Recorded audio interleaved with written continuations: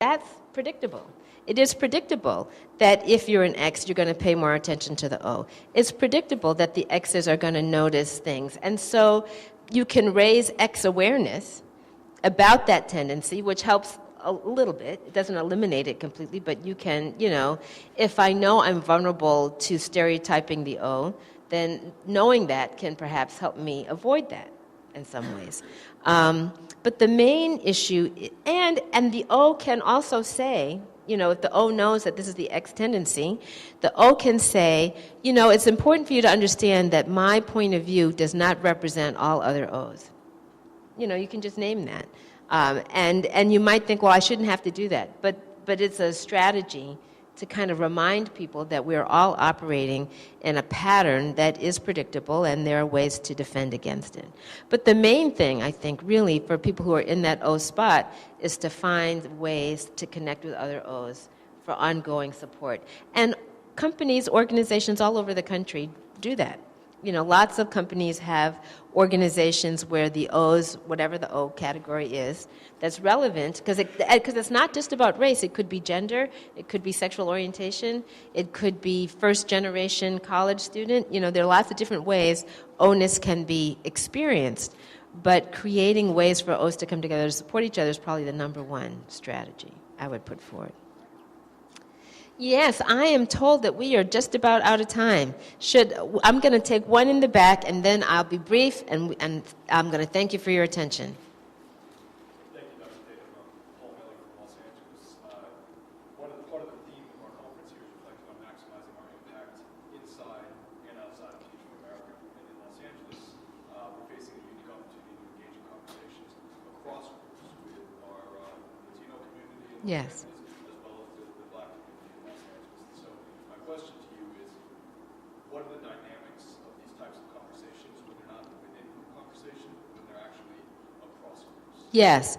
Well, one of the things that I learned over the course of teaching my psychology of racism class was that within groups of color, but across different ethnicities, right, there was a lot of missing information.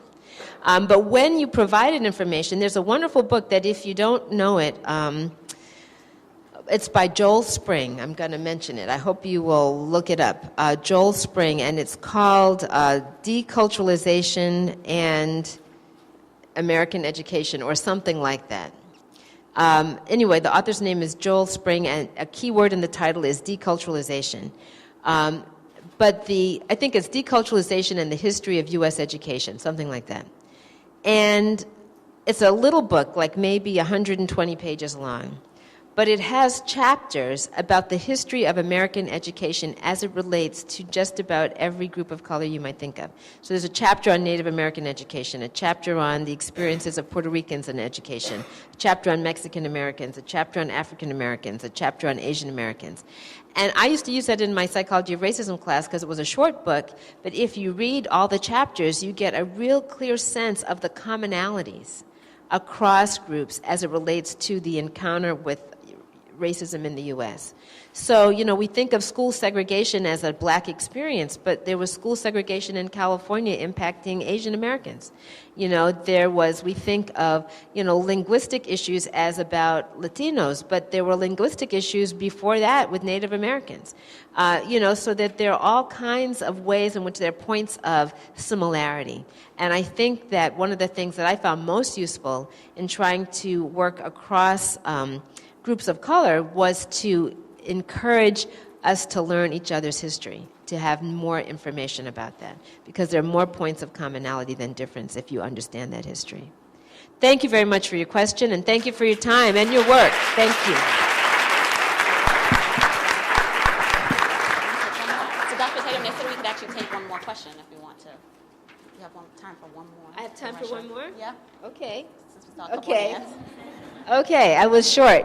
Okay, one more. I was going to email it to you. This may not be a short one, so I apologize. So I love the XO articulation. What would the X's have to do and the O's have to do so that the O's don't feel like they need to become X's? Well, so often O's do feel like they have to become X's, and if you get to see this little video, you'll see the O trying to be an X, and there's lots of examples of this, sort of in gender examples where women, when they're first entering into largely male environments, feel like they have to, talk about the same things that men do and, be very male-like. And, there are lots of different ways in which O's may feel pressure to be like X's. And again, the major solution there, you can be you can feel very solid about your own sense of identity and what's important to you and how you fit, but it can be quite isolating if people are not welcoming of that and expect you to be, just be one of us. Why do you have to talk about that stuff? Just be one of us. There's that kind of feeling. At the same time, sometimes you do just want to blend in. You know what I mean? And that doesn't mean you're giving up your identity, but you just kind of want to be able to relax and not always. There are times when so I'm a race relations expert, and there are times when I'm going to a party, and someone says to me, "Oh, what do you do?" And I say, "Well, this is before I'm the college." Now I say I'm the president of Spelman, and we talk about Spelman, but but let's say I was not the president of Spelman, and I'm just a professor, and I write about issues of race, and people say, "Oh, what is your research about?" I know if I tell them, I'm going to spend the next 45 minutes. So why do they sit together in the cafeteria, right? You know what I mean? And some days I don't feel like it. So some days I might just choose to not talk about my work. Maybe I'll talk about my kids or something else. You know what I mean? I don't want to give a workshop everywhere I go. So, and that's part of the challenge. So there's a way in which the X's may want the O to always talk about being an O. And sometimes the O may not feel like it. And so I think the X's need to understand that, yes, this is important. There's a wonderful poem. I'm not going to remember the author's name, but the title of the poem is something like what I want my white friends to know about having a black friend or something. Somebody knows the answer to this title of this poem, and I'm butchering it.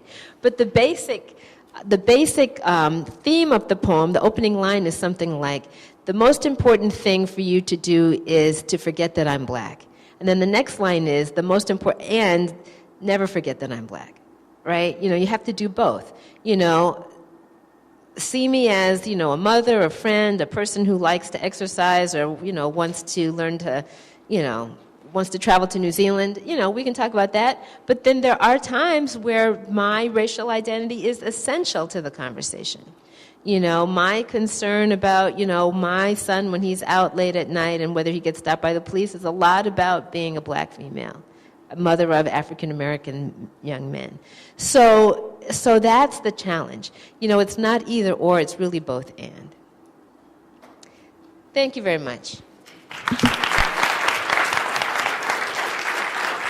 So I would just like to take the time, as we have already done, to thank Dr. Tatum for her work, her reflections, her impact both on our organization and our society at large. Her work is very historic and integral to a lot of what we're doing here in terms of moving the conversation forward and keeping it going. So we're excited that she's a part of our Teach for America family already as part of the board, and would like to just give this to her as a token of our appreciation. So thank you very much.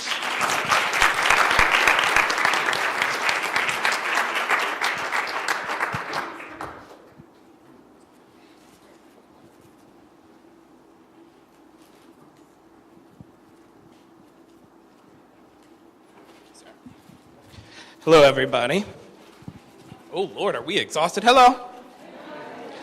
My name's Kwame Griffith. I'm the executive director in Atlanta. And before we closed out the day and went to dinner and got to engage in further fellowship there, and hopefully